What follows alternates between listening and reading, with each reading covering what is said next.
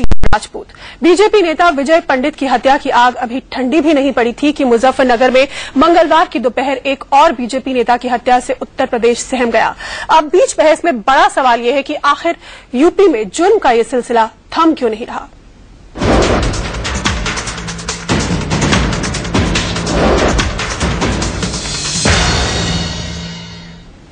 Greater Noida के बाद अब मुजफ्फरनगर में बीजेपी के एक स्थानीय नेता की दिन दहाड़े हत्या कर दी गई।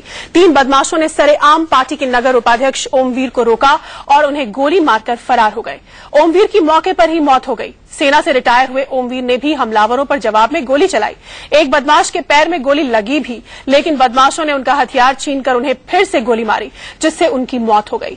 पुलिस हत्यारों की तलाश कर रही है। चूंकि एक बदमाश के पैर में गोली लगी है, इसलिए हॉस्पिटल्स और क्लिनिक्स को अलर्ट कर दिया गया है ताकि इलाज के लिए आने पर बदमाश को दबोचा जा सके। सड़कों पर भी नाकेबंदी कर वाहनों की चेकिंग हो रही है। तो अब मुजफ्फरनगर में बीजेपी नेता की हत्या, यूपी में एक और बीजेपी नेता की हत्या का सनसनीखेज मामला। मीरापुर नगर उपाध्यक्ष श्री ओमवीर सिंह फौजी जी, आज इनका आकस्मिक मर्डर हुआ है जी, जिसकी हम बहुत शब्दों में निंदा करते हैं और माननीय मुख्यमंत्री जी से कोशिश करते हैं कि अपील करते हैं कि जल्दी से जल्दी मुजरिम को पकड़ा जाए और सख्त से सख्त कार्रवाई होनी चाहिए। मुजफ्फरनगर में बीजेपी नेता ओमवीर सिंह की हत्या, बाइक सवार 2 बदमाशों ने गोली मारकर हत्या की। यूपी में आखिरकार ये हो क्या रहा है? हत्या के बाद लाइसेंसी रिवॉल्वर लेकर बदमाश फरार। मुजफ्फरनगर में बीजेपी नेता ओमवीर सिंह की हत्या, बाइक सवार 2 बदमाशों ने गोली मारकर हत्या की। यूपी में आखिरकार ये हो क्या रहा है? हत्या के बाद लाइसेंसी रिवॉल्वर लेकर बदमाश फरार हो गए। मीरपुर के नगर उपाध्यक्ष, बीजेपी नगर उपाध्यक्ष थे ओमवीर सिंह। हमारे साथ इस वक्त खास पैनल जुट चुका है। बातचीत करने के लिए हमारे साथ जुट चुके हैं डॉक्टर विजय सोनकर शास्त्री, राष्ट्रीय प्रवक्ता बीजेपी के, सुधींद्र भदौरिया बीएसपी के नेता और रविदास मेहरोत्रा समाजवादी पार्टी के नेता। रविदास जी, बार बार सवाल उठ रहे हैं और घटनाएं थमने का नाम नहीं ले रही। आखिर ये क्या हो रहा है?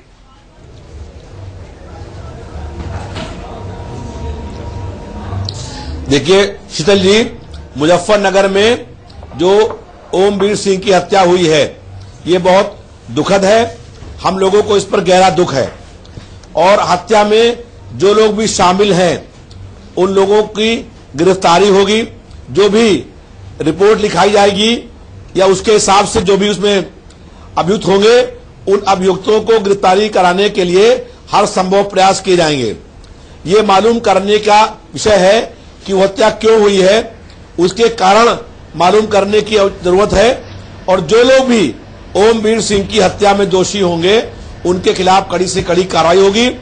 पुलिस में जो भी रिपोर्ट लिखाई जाएगी, जो उनके आरोपी होंगे उनको गिरफ्तार कराया जाएगा। चलिए, आपका ये कदम काबिल तारीफ है कि आप इतनी गंभीरता से ले रहे हैं, लेकिन उसका हम लोगों को बहुत दुख है। बिल्कुल, लेकिन बीजेपी इस पर क्या मानती है? डॉक्टर शास्त्री, ये दूसरी ऐसी घटना बीजेपी नेता की हत्या की।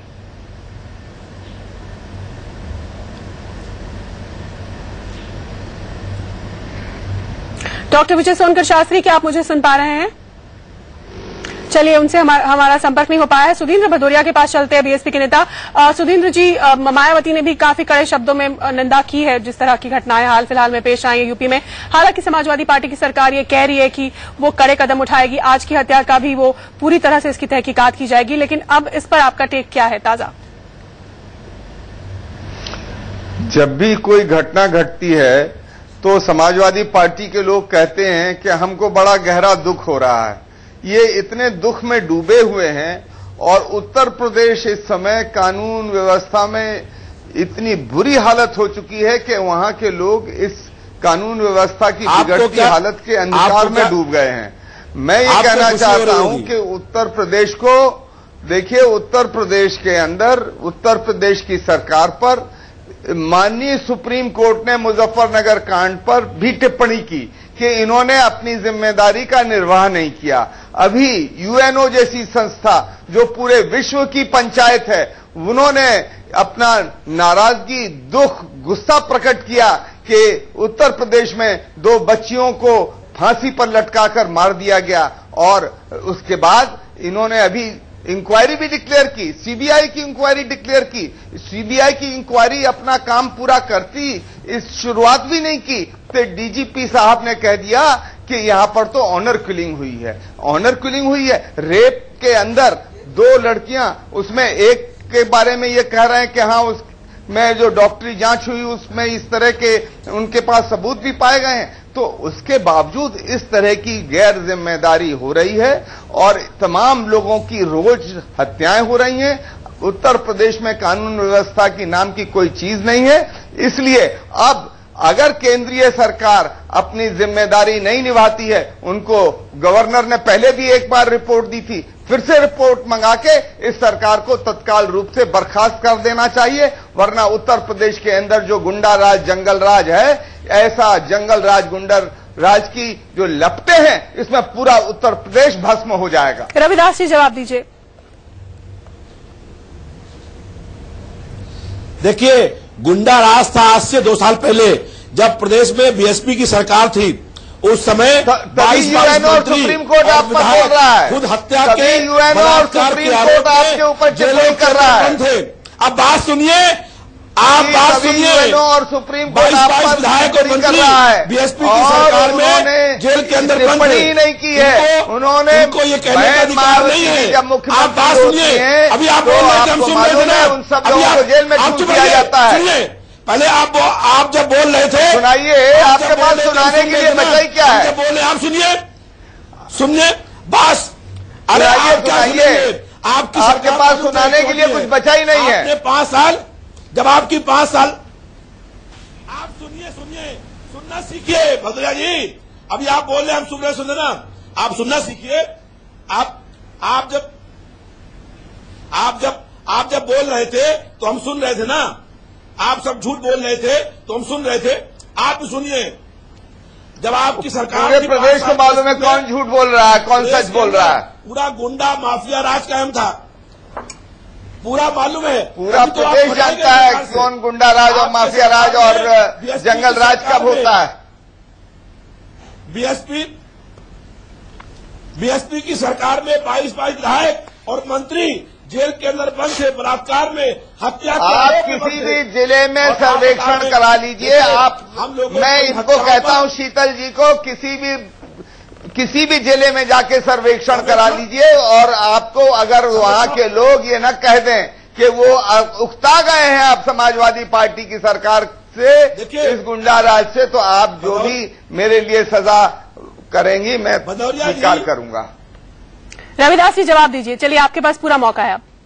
सजा तो जब 5 साल आपकी सुनिए, जब आज से 2 साल पहले प्रदेश में बीएसपी की सरकार थी, 22 मंत्री और विधायक बलात्कार और हत्या के आरोप में जेलों के अंदर बंद हुए थे। आप तो ये कोई आपका तर्क नहीं हुआ। अभी आप बताइए, आप क्या कर रहे हैं? आपकी जिम्मेदारी है सरकार चलाना, आपकी जिम्मेदारी है सरकार चलाना। आप अपनी जिम्मेदारी को क्यों नहीं पूरा कर रहे हैं? आप पहले बात सुनिए। नहीं, आप अपनी जिम्मेदारी क्यों नहीं पूरा कर रहे हैं, इसको बताइए। बात सुनिए पहले। हम जो नहीं, आप तो कमलापत त्रिपाठी पर, हेमवती नंदन बहुगुणा पर और नारायण दत्त तिवारी के समय में भी कानून व्यवस्था नहीं थी। आप तो अतीत में चले जाएंगे। रविदास जी आज की बात करिए। रविदास जी आज की बात करिए। यही बात सुधींद्र जी कह रहे हैं, यही बात तमाम लोग आपसे यूपी की सरकार से सवाल करते हैं। अब जो लगातार हम एक तरह से लगातार एक के बाद एक घटनाएं देख रहे हैं, उसकी बात करिए। सुनिए शीतल जी, अब बात सुनिए। देखिए, मैंने पहले आपसे कहा, मैंने कहा कि जो ओमवीर सिंह की हत्या हुई है उस पर हमें गहरा दुख है, उस पर हम शोक व्यक्त करते हैं। हमने कहा कि जो भी उसके अपराधी होंगे उन्हें गिरफ्तार किया जाएगा, उनको दंड मिलेगा और उस पर कार्रवाई होगी। ये पूरी जांच होगी किन किन कारणों से उनकी हत्या हुई है और जो भी लोग हत्या में जिम्मेदार या दोषी होंगे उन पर कार्रवाई होगी। हम लोग ये चाहते हैं कि प्रदेश के अंदर जो गुंडे और माफिया हैं उन पर कार्रवाई हो। रविदास जी चलिए, रविदास जी मेरा एक सवाल सुन लीजिए, मेरा सवाल सुन लीजिए। चलिए, आपकी इंटेंशंस पर अब किसी को शक नहीं, जो घटनाएं हुई आप उनकी तहकीकात कराएंगे, ये बात चलिए काबिले तारीफ है, लेकिन ये घटनाएं होती चली जा रही है, क्यों थम नहीं रही है? और जब घटना हो जाती है उसके बाद आप अगर एक्शन ले लेंगे तो ठीक है, लेकिन घटनाएं रुक क्यों नहीं रही हैं? कहीं पर तो आपको जड़ तक जाना होगा ना, पड़ताल करनी होगी ताकि आगे ना हो ये। अब घटना होने के बाद आप कदम उठाएंगे, चलिए वो तो अच्छी बात है, लेकिन हाँ शीतल जी, लगातार हम लोग ये प्रयास कर रहे हैं और ये आदेश भी किए गए हैं होम सेक्रेटरी को भी, डीजी पुलिस को भी, कि जो भी माफिया अपराधी हैं उनके खिलाफ कार्रवाई हो, या वो जेल के अंदर बंद हो या प्रदेश छोड़ करके भाग जाए। लगातार हम लोग ये चाहते हैं कि कानून का राज कायम हो। हमारी माँ बहन के साथ कोई भी जुल्म, अत्याचार हो, दुराचार हो, तो जो भी उसमें दोषी हो उसको ऐसा दंड मिले, उस दंड को देख करके फिर किसी की हिम्मत ना हो कि हमारी बहन और बेटी के साथ दुराचार करने की हिम्मत कर पाए।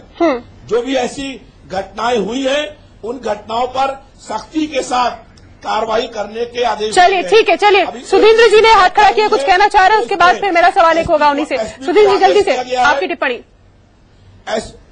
देखिए, अभी जब बदायूं में ये घटना घटी उसके बाद डीजीपी का एक बयान आया, लोग दोषी हैं उन पर कार्रवाई हो। हाँ सुधींद्र जी, देखिए, अभी जब बदायूं में ये घटना घटी उसके बाद इन्होंने सीबीआई इंक्वायरी घोषित की, उसके बाद डीजीपी का ये बयान आया।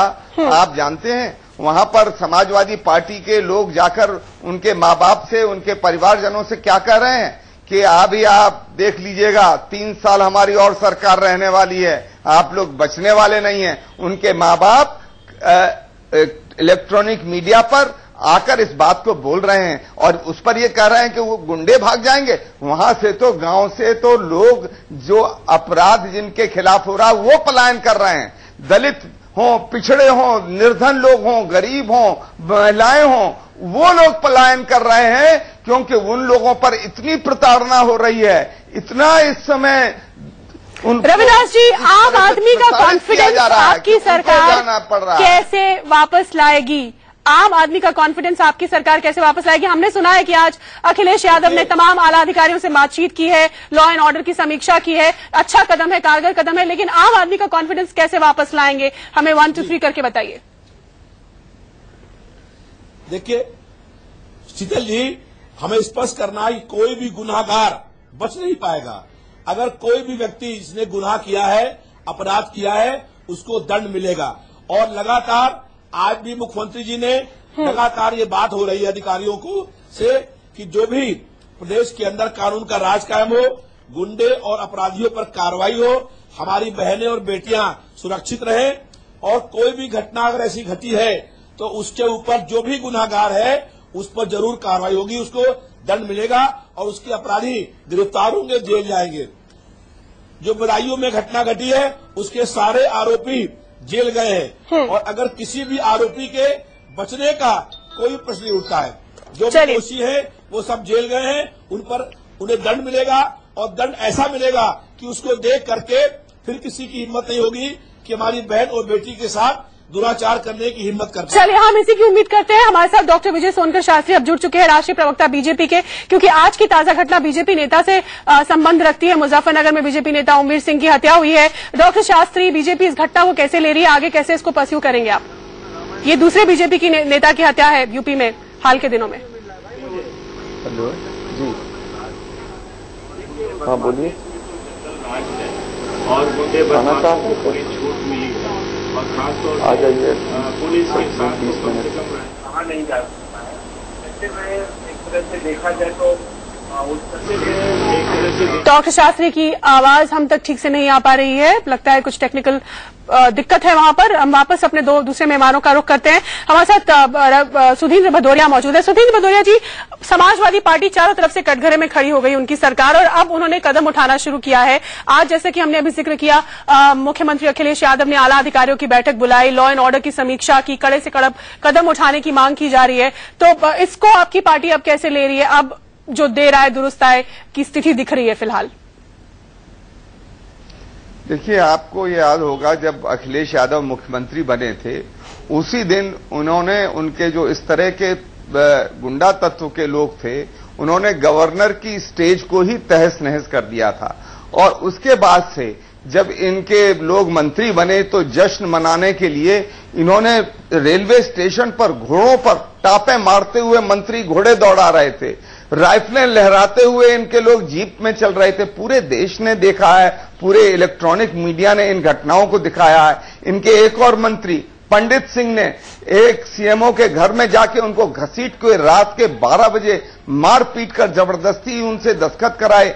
ऐसे लोग जब मंत्री होंगे, इस तरह के लोग जब सरकार चलाएंगे, तो उनसे आप अगर अच्छी सरकार की, गुड गवर्नेंस की उम्मीद रखेंगी तो मैं समझते हूं कि आप भुलावे में रहेंगी।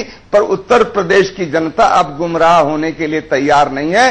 इसीलिए उत्तर प्रदेश के लोग पूरे, आप किसी भी जिले में, मैं शीतल जी चाहता हूं आप चली जाइए, आप ईमानदारी से एक सर्वेक्षण करा के देख लीजिए, कोई भी जिला ऐसा नहीं मिलेगा जहां के लोग ये नहीं कहेंगे कि अभी सरकार को बर्खास्त कर दीजिए। रविदास जी, ये जो एक बुनियादी सवाल उठता है, समाजवादी पार्टी के साथ एक गुंडागर्दी वाली छवि जुड़ी हुई है, या घटनाएं जो हुई जिनकी वजह से ऐसा होता चला गया, ये जो बुनियादी एक दिक्कत है आपकी पार्टी और सरकार, इससे कैसे आप पार पाएंगे? मेरा सवाल फिर वही कि वो ठीक है, आप बैठक कर रहे हैं, आप समीक्षा कर रहे हैं, अब लॉ एंड ऑर्डर की समीक्षा हो रही है, आप कड़े कदम उठाने की बात कह रहे हैं, लेकिन मुझे एक कॉन्फिडेंस नहीं है लोगों के अंदर। उनको लगता है कि समाजवादी पार्टी के लोग हैं तो गुंडागर्दी करेंगे। ये कैसे आप वापस पाएंगे? इसके लिए आपका क्या प्लान है? देखिए, लगातार बैठकों में ये विधायकों को भी और ये निर्णय हुआ है कि हम लोगों का काम है कि जनता के बीच जा करके उनके सुख और दुख में, उनके दर्द में खड़े हों। जो उनकी समस्याएं हैं, उन समस्याओं को हल करने का काम हो। जो विकास है, वो विकास का काम हो। और जनता के साथ खड़े होकर के जो भी उसका दुख दर्द है, उसको दूर करने के लिए हम लोगों को प्रयास करने होंगे। महिलाओं में कॉन्फिडेंस, महिलाओं में, उत्तर प्रदेश में रहने वाली महिलाओं में, उत्तर प्रदेश में रहने वाली महिलाओं में सुरक्षा, उसको दूर करने के लिए हम लोगों को प्रयास करने होंगे। महिलाओं में कॉन्फिडेंस, महिलाओं में, उत्तर प्रदेश में रहने वाली महिलाओं में, उत्तर प्रदेश में रहने वाली महिलाओं में सुरक्षा को लेकर कॉन्फिडेंस लाने के लिए क्या आपका रोड मैप है? क्या इस बारे में आपकी सरकार ने सोचा है? हम लोग ये चाहते हैं कि अगर हमारी किसी बहन और बेटी के साथ कहीं पर कोई दुराचार हो तो उसको ऐसा दंड मिले कि उस दंड को देख करके फिर किसी की हिम्मत ना हो कि हमारी बहन और बेटी के साथ कोई दुराचार करने की हिम्मत कर पाए। हम लोगों को ऐसा माहौल बनाना होगा कि अगर मेरी बहन और बेटी के साथ कोई गलत निगाह से देखे तो हम लोगों को खड़ा होना पड़ेगा और उसके सम्मान के लिए, उसकी इज्जत के लिए अगर अपनी जान देनी पड़ेगी तो उसको देख करके भी हमको अपनी बेटी और बहन की इज्जत बचाने के लिए आगे आना पड़ेगा। सुरेंद्र जी आप कह रहे थे, वोट की बात नहीं है, कोई राजनीति की बात नहीं है, कोई दल की बात नहीं है।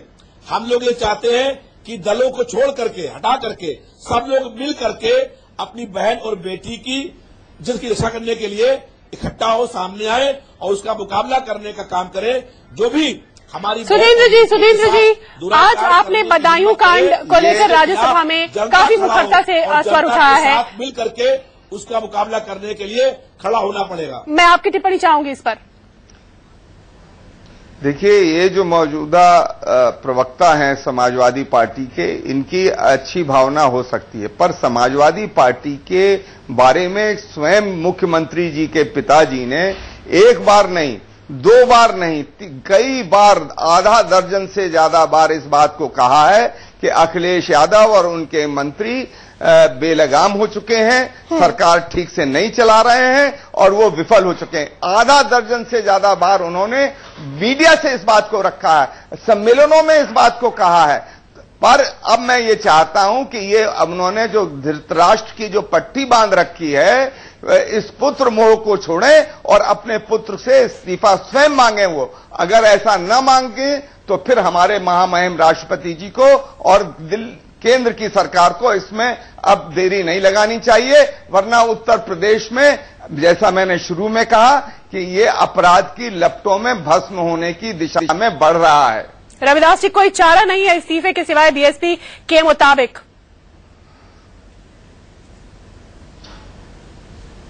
देखिए, इस्तीफा कोई विकल्प नहीं होता है।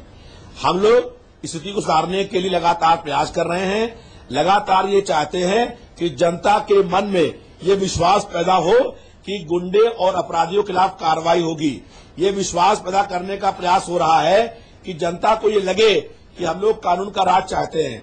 हम लोग चाहते हैं कि जो भी अपराधी हो, जो माफिया हो, जो हमारी बहन और बेटियों के साथ दुराचार करने का प्रयास करे, उसके खिलाफ कड़ी से कड़ी कार्रवाई हो। आपके लगातार आपके इंटेंशंस तो चलिए बहुत अच्छे हैं, लेकिन विपक्ष, आपके जो विपक्षी दल हैं वही मानने को तैयार नहीं, और जनता के अंदर तो खैर कॉन्फिडेंस की कमी है ही है।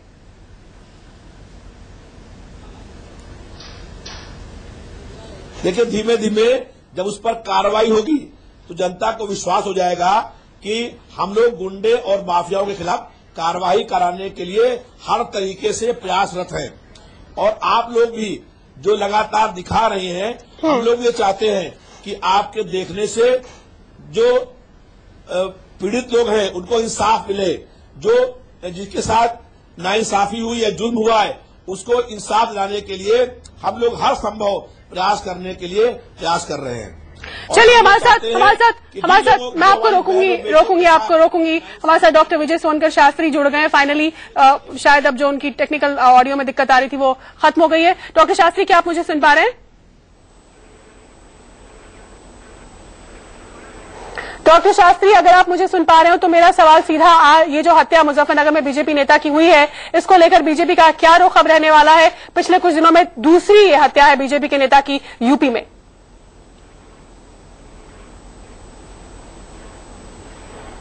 लगता है डॉक्टर शास्त्री से हमारा संपर्क नहीं हो पा रहा है। सुधींद्र जी, हमने जिक्र किया था थोड़ी देर पहले अखिलेश यादव की जो आज की बैठक की खबर है, आला अधिकारियों के साथ कानून व्यवस्था की समीक्षा की जा रही है। 2.5 साल बाद अखिलेश यादव जागे हैं। इस एफर्ट को आप कैसे ले रहे हैं, और लग रहा है कि आगे अब कुछ सक्रिय पॉजिटिव करने की दिशा में वो बढ़ेंगे, या महज दिखावा है? देखिए, अखिलेश यादव जी का अगर मनसा साफ रही होती तो उन्होंने शुरू से ही इस तरह के काम किए होते। आपको याद होगा कि दुर्गा शक्ति नागपाल के साथ जो इनकी सरकार ने व्यवहार किया, वो वहां पर जो माफिया थे, जो भू mafia, sand mafia, liquor mafia, इस तमाम तरह के जो माफिया थे उनके खिलाफ इस तरह कार्रवाई करती थी। और इस तरह के जो अफसर कार्रवाई करते हैं उनको खुद नोटिस सर्व किया जाता है, उनको खुद परेशान किया जाता है, प्रताड़ित किया जाता है, उनसे फिर माफी भी मंगवाई जाती है। उत्तर प्रदेश में अच्छे और ईमानदार अफसरों को काम करने नहीं दिया जा रहा है। उन लोगों को रेवड़ियां बांटी जा रही हैं और उन लोगों को चले तो आप उम्मीद छोड़ चुके हैं, और इसीलिए आज इस विषय को आप मुखरता से आपकी पार्टी ने राज्यसभा में उठाया भी। आप दोनों को हमारे साथ जुड़ने के लिए धन्यवाद। देर आए दुरुस्त आए इसे कहेंगे, 2.5 साल बाद ही सही, लेकिन यूपी के मुख्यमंत्री ने कानून व्यवस्था की समीक्षा के लिए आला अधिकारियों से बैठक की। उम्मीद करते हैं कि इसके नतीजे आने वाले दिनों में दिखाई दे और थोड़ी संवेदनशीलता उत्तर प्रदेश सरकार की तरफ से आम जनता के लिए यूपी की और महिलाओं के प्रति देखने को मिले। इस खास पेशकश में इतना ही, लेकिन इंडिया न्यूज पर खबरें लगातार जारी है।